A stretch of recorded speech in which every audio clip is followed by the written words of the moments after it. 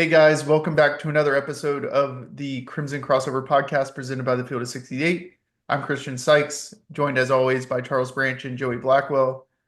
It's been what, a week and a half since Alabama's last game. My beard is We did significantly longer. it feels like it's been about 3 weeks since we last recorded.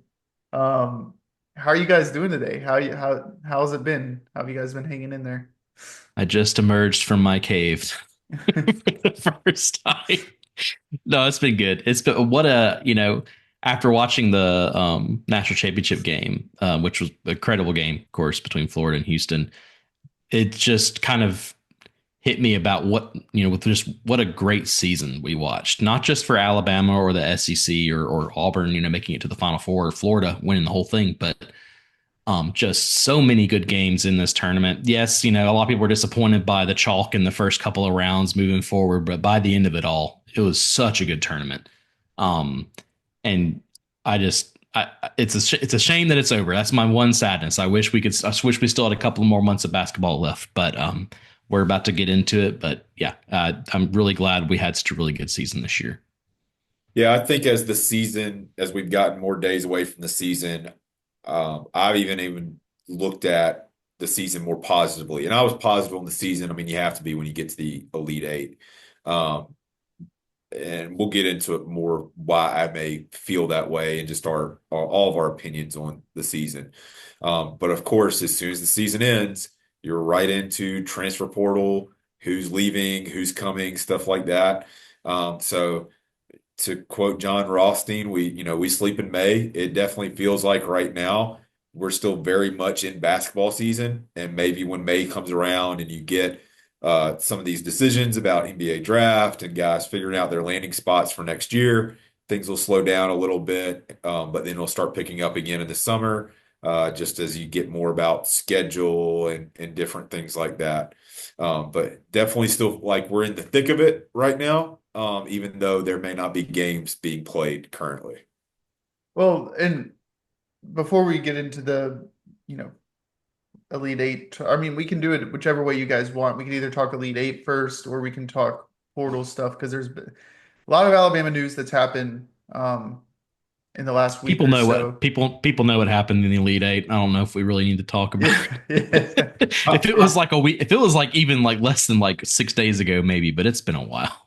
I'll say this for the Elite Eight game. I don't think Duke is 20 points better than us. That may not matter really to anybody. We lost the game. I don't think that Duke team, as good as they were, being one of the top Ken Pond teams ever, is that much better than us. I think what we talked about going into that game is we needed to put game pressure on them, and you saw what happened in their game against Houston and how they kind of fell apart there. When you start down 13-5 by the first media timeout, we just never put any game pressure on them. We had plenty of opportunities throughout the game to get it tighter and to do that, whether it was, not getting a defensive rebound, not hitting a shot that we were hitting the previous game against BYU, and not converting at the rim too. A lot of people talk about can't go 8 of 32 from the 3-point line against a team like that. I agree with that, but you can't also go 15 to 33 at the rim as well. And this had been a team that had been very good at the rim. And, you give a lot of credit to Duke as far as their length, but also we were missing dunks and missing some layups that we made throughout the year. So as disappointing as it was not to get back to the Final Four, we played a really good team that had been really good throughout the year. And we just did not take advantage of the opportunities that we had in the game and convert like we did at certain times throughout the year. It Yeah, was the I think same. It was just the same story, different day. As far as it seemed like not every game, but most games that we lost, that was the hump. That was the hump we were never able to get over. Whenever we were down, if it felt like we could always chip away to get to a certain point, and then we'd fall back down again. And that's just a problem with being able to maintain momentum. I mean, which can come in a lot of ways, like you were just kind of going over, Charles. So that was an issue we had all year. Hopefully, we'll be able to overcome that this next year. I mean, we have a long time before next season to get things in order. We still don't even know who all of our players are going to be, which I'm sure that's what Christians are, itching to talk about now.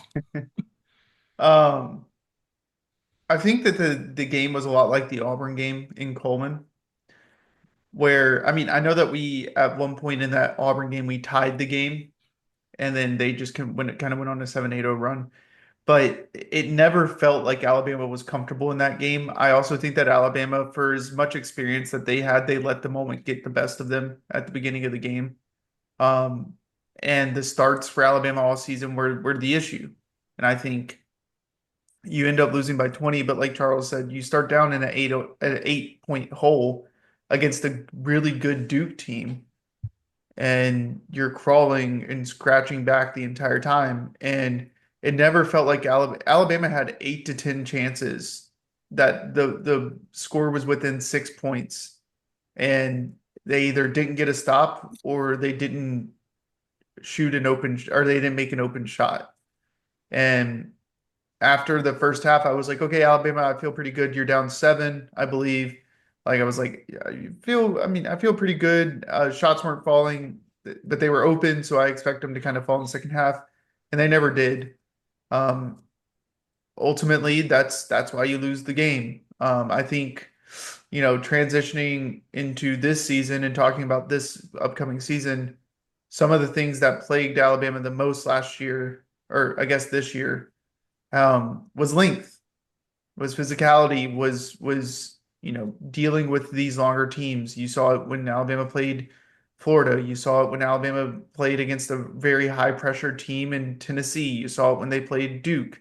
Like Alabama struggled with length this year, and it didn't help that you had Mark Sears, who is listed at 6'1". He's not 6'1". I've stood next to him. I'm 6'1", and I'm a few inches taller than he is.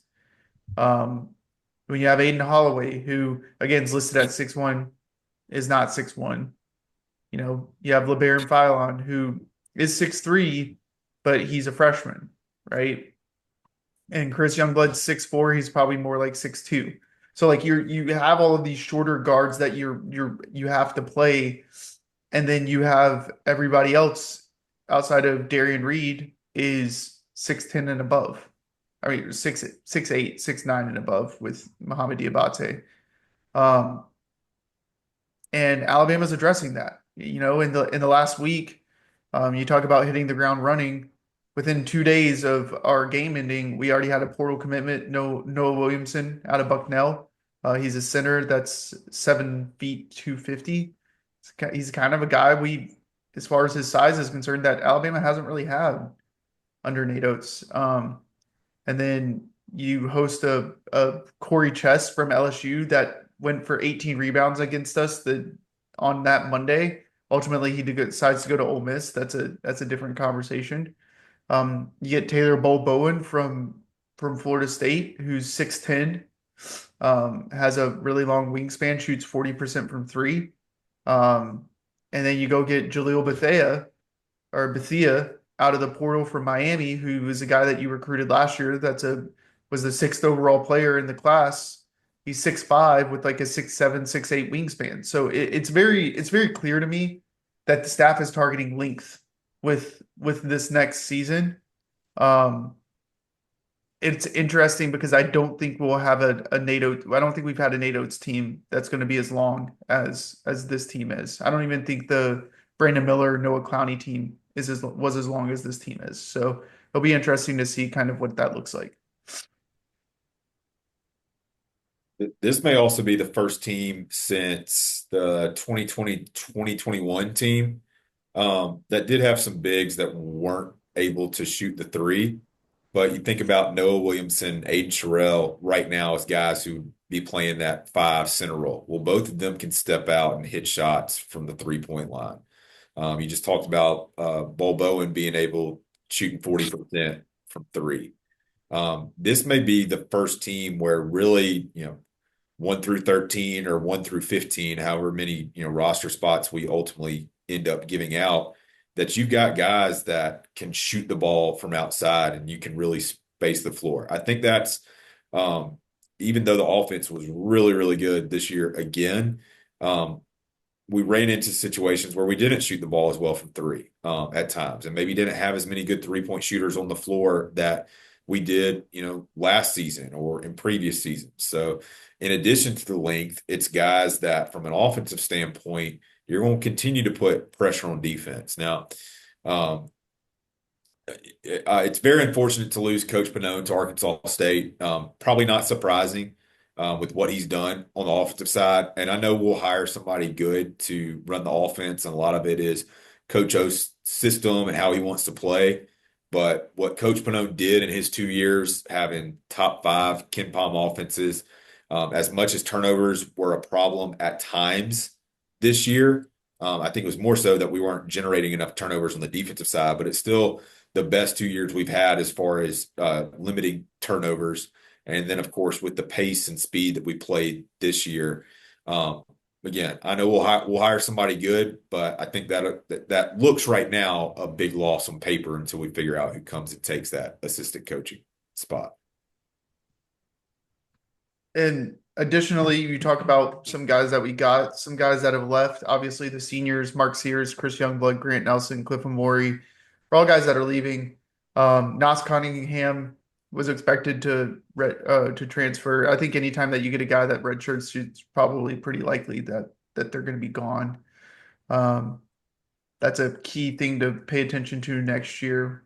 When I expect maybe one or two of the freshmen to redshirt, whether or not they stay around. And then maybe a little less expected was Mohamed Diabate. That comes down to just, maybe not seeing eye to eye with role or NIL, whatever it may be. That's kind of where we are in the year 2025. He actually committed to Kentucky. So it's not like it's going to be the last time that we see him. And wish him the best. He's a guy that I was hoping that would be on the team, but I don't think it's a major loss for this Alabama team next season. I think he's a really good player and really embodied some of the blue collar mentality that NATO looks for within players, but it's not like he was a 15 point per game player that transferred. That's not me discrediting Mohamed Diabate. That's just saying that it is a loss, but it's not one that is detrimental to the team, in my opinion. Mo's a guy that we knew, blue collar, go get rebounds, play defense. They had the off-road package for him that maybe at times he took a little bit too much on himself. He went off-road with it. Yes.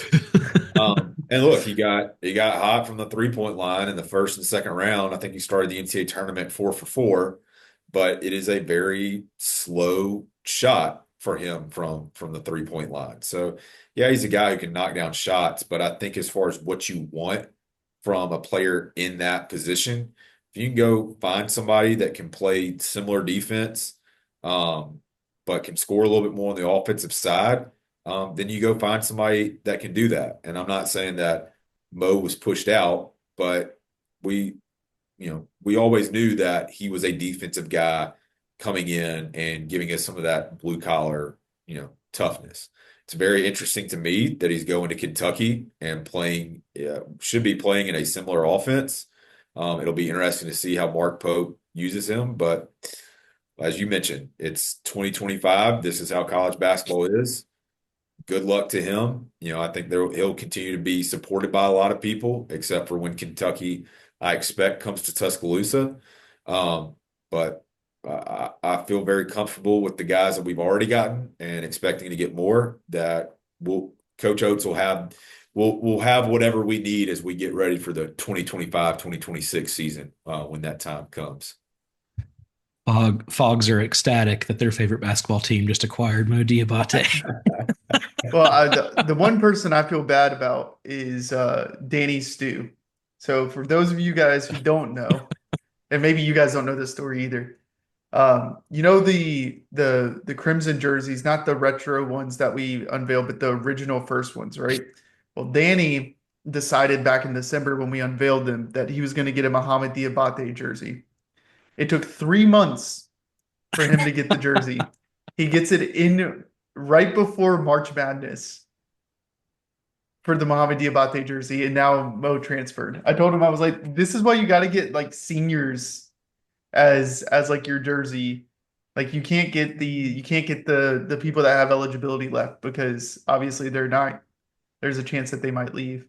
Like Athlete's Um, Thread was just waiting for Ramadan to celebrate yeah, and getting him that jersey. yeah. I am gonna miss Uh, those jokes, but yeah, I wish Mo nothing but the best. I am curious to see how he's implemented there in Kentucky, but yeah, wish him nothing but the best. I want him to do really well, except for when he's playing us. yeah. Yeah, Um, you wish kind of he'd gone to like a big, or at least somebody outside the SEC.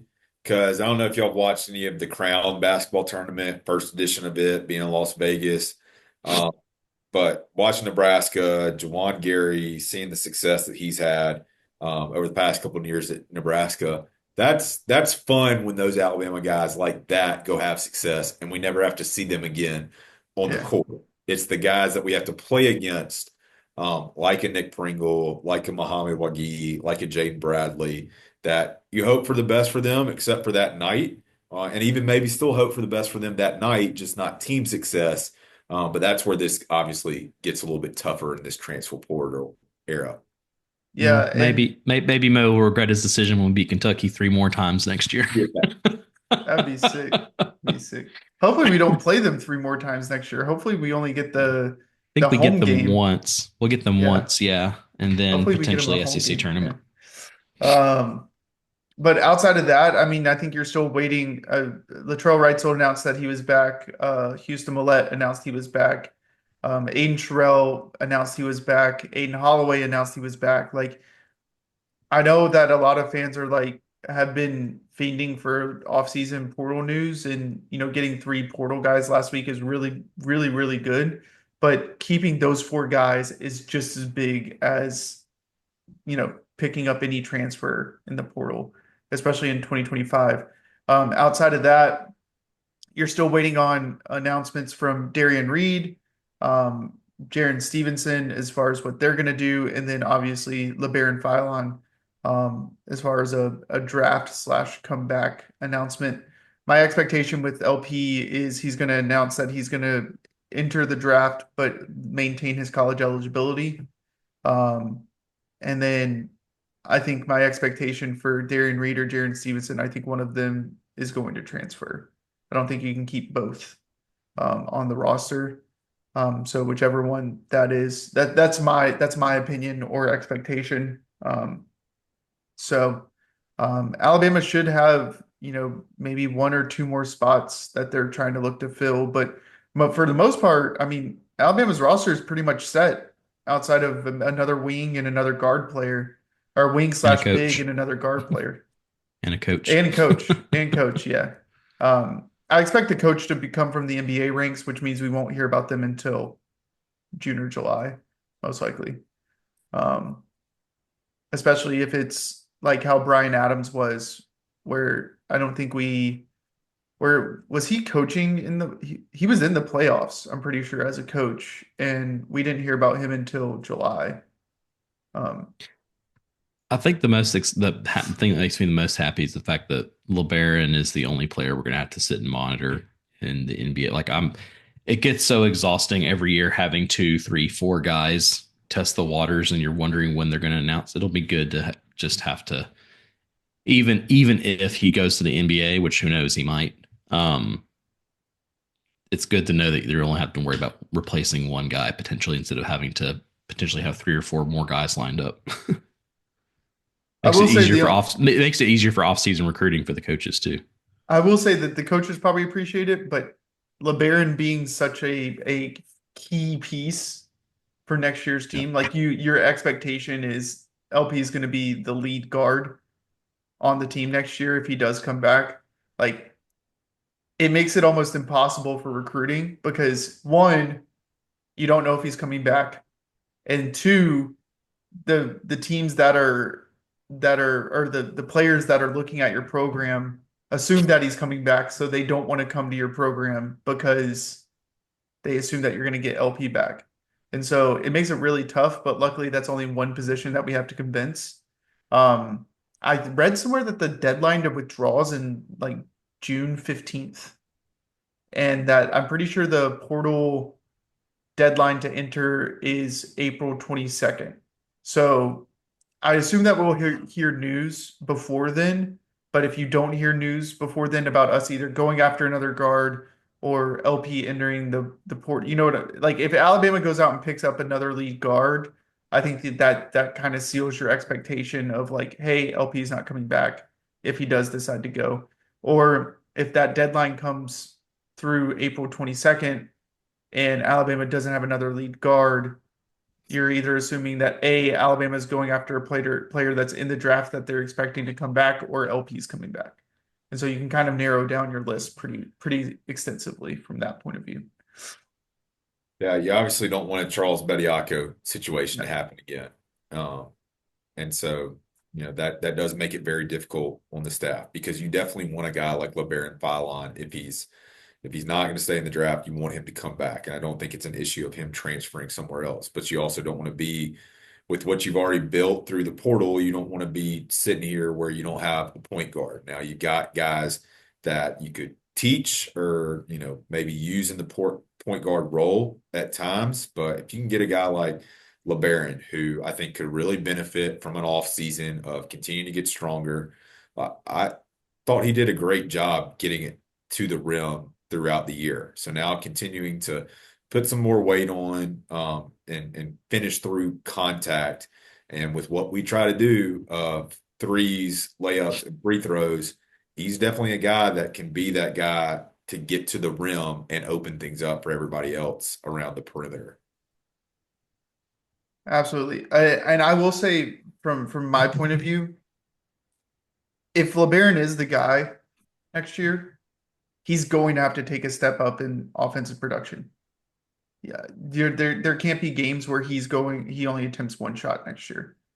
And I know that he played with Mark Sears and Aiden Holloway. Like I get that, like those guys are going to take a lot of volume, but he has to be a guy that steps up both from an offensive shooting perspective and just a command of the offense perspective. I think he did a really good job as a facilitator, but he's going to have to, if he does come back, he has to take control of the offense because it's going to be his team, in my opinion.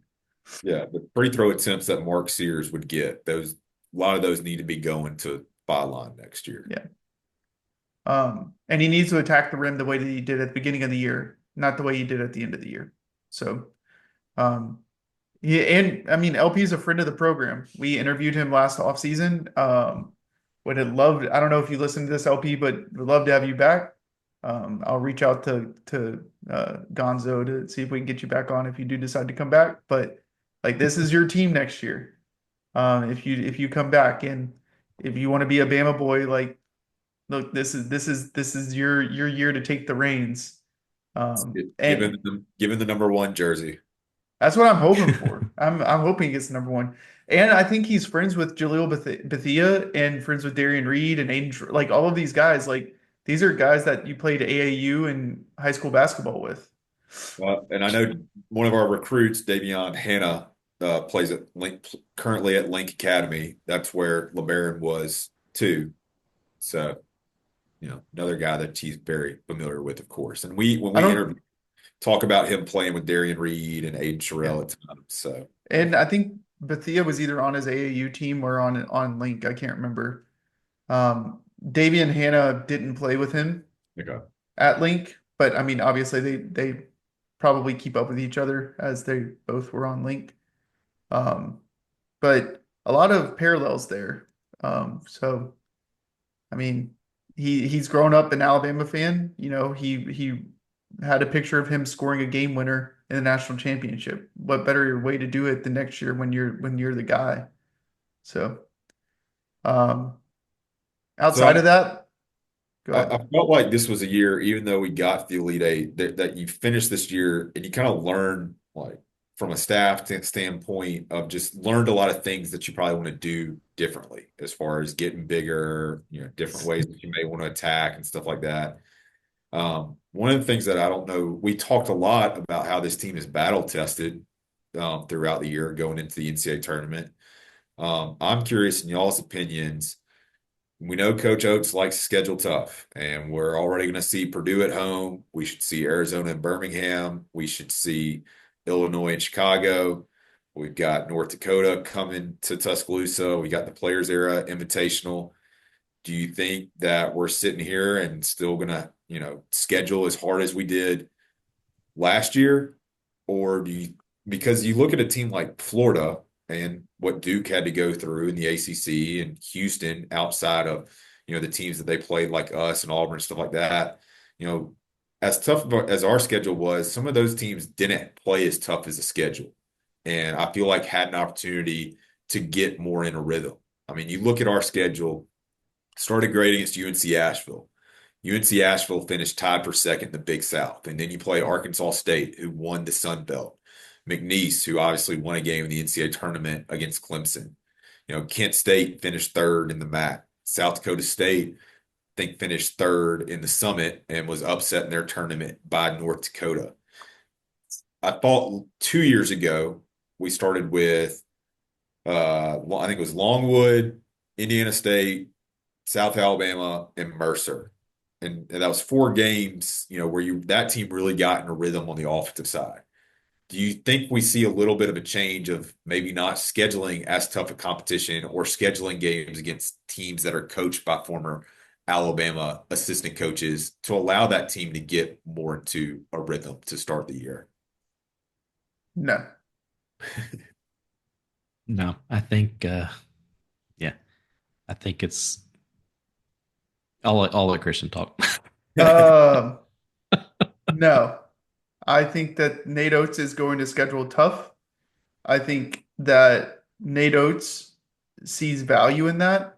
One, in the sense of, I think something that's important that kind of gets overlooked when when we're talking about like, oh, Nate Oates is scheduling, is if he's scheduling these tough like Arkansas State, McNeese State, the likelihood of the committee to put them as a first round matchup for us is significantly lower because we've already played them in season.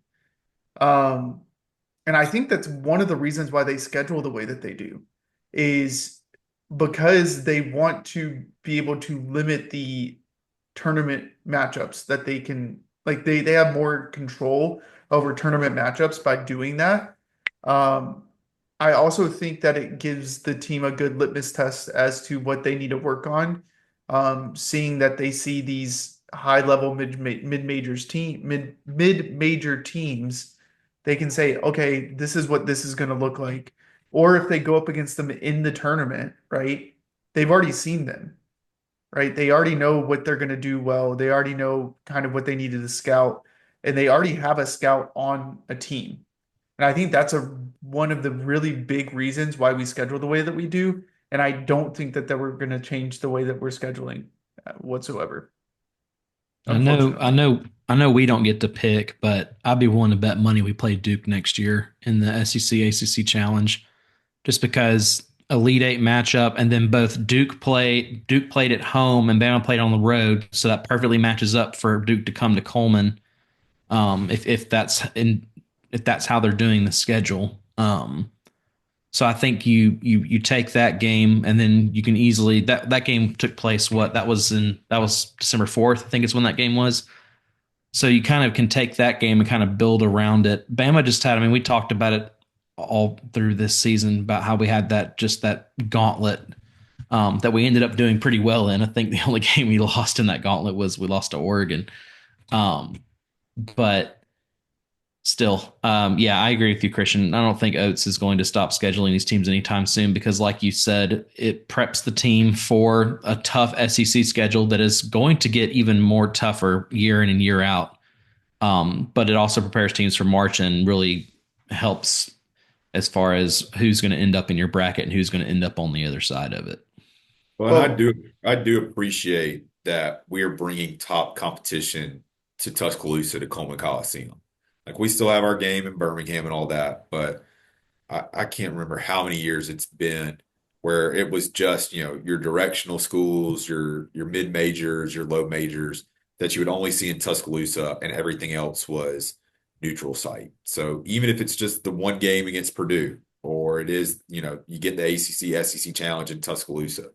To have those opportunities in Coleman Coliseum is something I do appreciate from the scheduling. And when I think about how tough the schedule was this year, you don't make that schedule, maybe you don't make that schedule that tough, knowing that you're going to have 14 teams from the SEC make the Oh yeah. NCAA tournament and what the SEC ended up being. Because we thought we knew the back half of the SEC schedule was going to be really tough. We thought the first, nine would be a little bit easier. And of course, that became a lot more challenging. I mean, your first game of the SEC is against Oklahoma, who's at that time number 12 in the country. Now they came back to earth what we thought they would, but they still finished the year being a 9 seed in the NCAA tournament. So that's where, again, probably didn't project it out how good the SEC was going to be this year. Well, just going off what we know as far as scheduling, right? This is just based off of, what we saw, this year. Purdue's going to be at home. I think Arizona is neutral. Neutral, and it should be in Birmingham.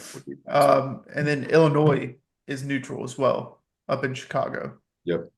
I wouldn't be surprised if we put another neutral home or neutral site,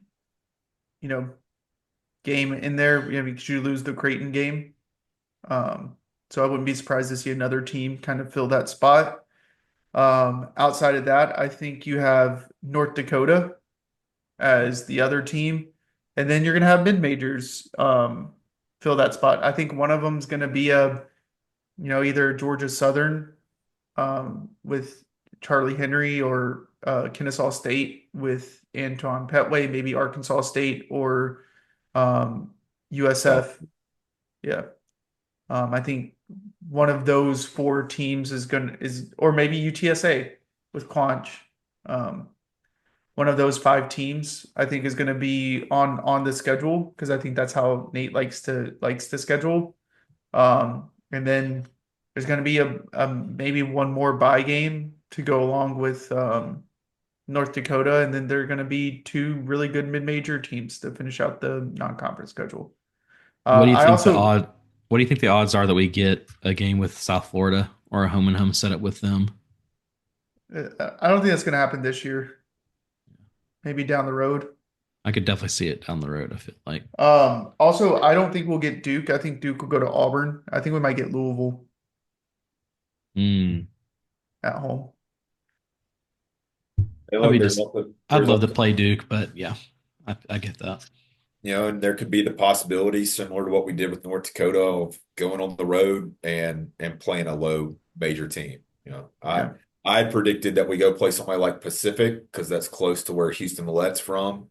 It also wouldn't shock me if we went and played somewhere like at Central Connecticut State, because I know Williamson's from Connecticut. I know London Jimmonson's from Connecticut. So it wouldn't shock me if we did something like that too. And hopefully we're a little bit more prepared for that environment and in a game like that. And of course, got to figure out what the players era is going to do with their 18 teams and whatever that format's going to be. Yeah, that's going to be brutal. That in and of itself is going to be brutal. Because you got Baylor, Creighton, Iowa State, Kansas. Like, it's just my schedule's going to be tough next year. That's all I'm going to say. It's going to be tough. At least we host Purdue. Also, I wouldn't be surprised to see Duke and Florida play each other. Yeah. That'd be a good game. I think that would be a really good game. Yeah. I can see that 100%. What do you think? Maybe we get NC State and Will Wade to come back? Maybe.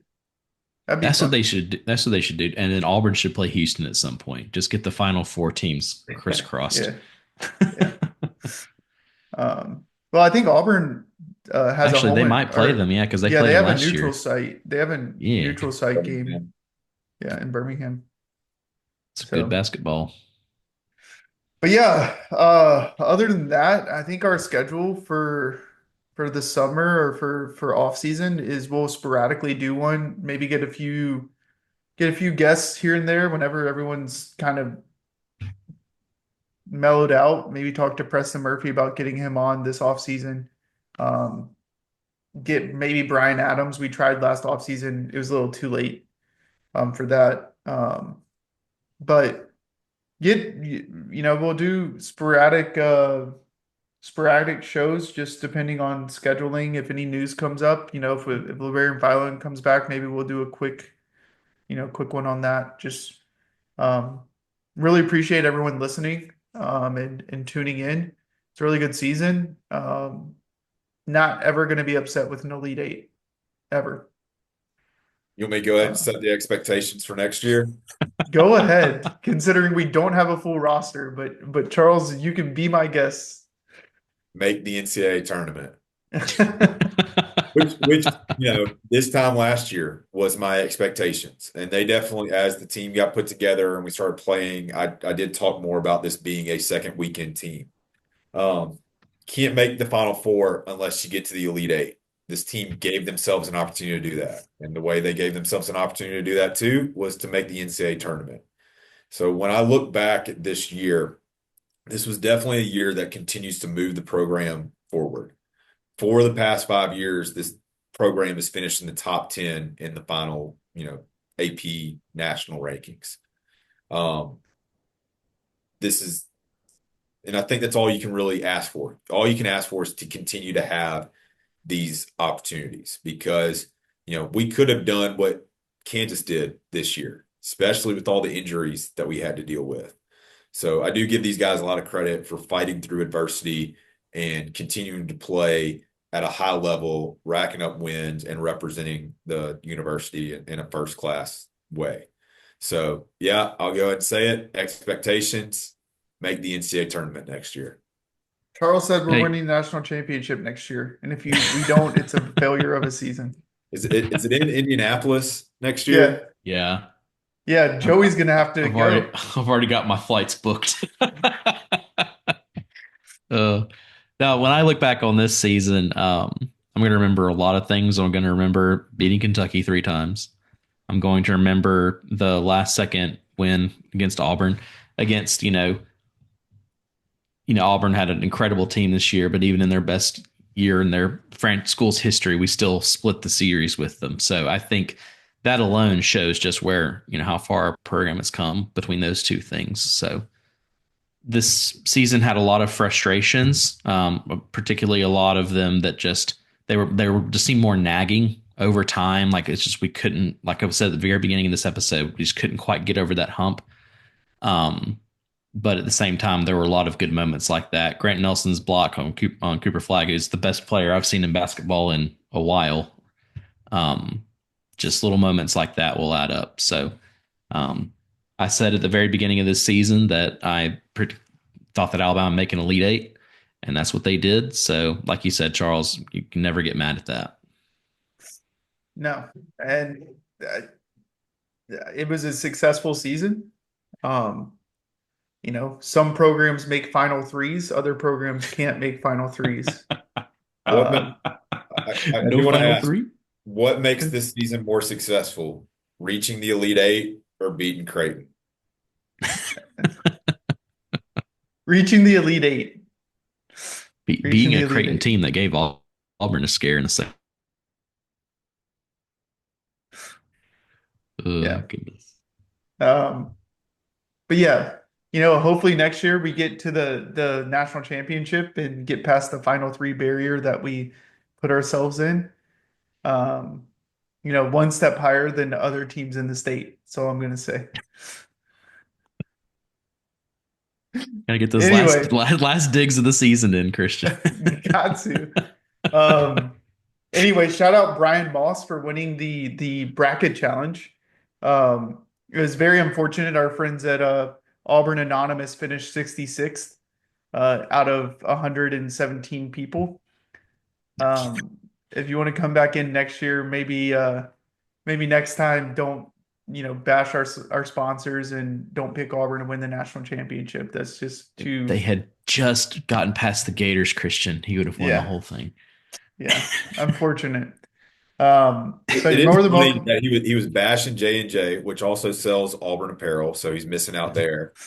And he was bashing Heat Pizza Bar, that's been reviewed by Dave Portnoy on his One Bite reviews. Maybe Auburn Anonymous needs to broaden his Yeah, horizon. yeah, Come um, out, take off the hood, stop being anonymous, expand yeah. your horizons. Um, but yeah, more than welcome to come back next year. Um, maybe try J&J. They have Auburn apparel. I think they have a Final Four shirt for Auburn fans if you're interested in that. And then Heat Pizza is great pizza. So check that out if you come into Tuscaloosa. But other than that, I mean, like I said, I'm really thankful for everyone listening, all the support, comments, all the interactions within the space. Um, everything that everyone did this season is really great. Shout out again J&J and Heat Pizza for sponsoring our bracket challenge, supplying apparel for us. Um, couldn't do it without you guys. And then shout out Field 68 for hosting us. But um, other And than that. if you're not from an Alabama perspective, if you're not listening to the Weekly Joe, download it, subscribe. Alabama baseball has been very good this year. Had a tough series last weekend. Maybe taking it on the chin right now from I think they called them the mustard birds or something like that. They're winning now. Oh, we did? Well, You know, we're up 8-4 right now. all right. Yeah. So that's even more reason why you need to listen to Weekly Joe and listen to the recap how we had this comeback against Southern Miss. And they do a great job previewing. They've got a lot of great insights. So subscribe to the Weekly Joe. If you're not already subscribed to Crimson Crossover, subscribe to that. Try to see if we can get the golf going again with mulligans and milkshakes. Hopefully we can get some interviews. Always love having Cannon, Claycomb join us, and hopefully have some other things in the works here in the next couple months too. Yeah, I think we were supposed to film a Masters podcast. That never happened. So I don't know. Anyway, all right. Well, that's it for us for now. We'll talk again soon. We'll let you guys know if we got any other shows coming out, any interviews and things like that. Just follow us on the show's socials. Other than that, roll tide. Roll Tide. Roll Tide.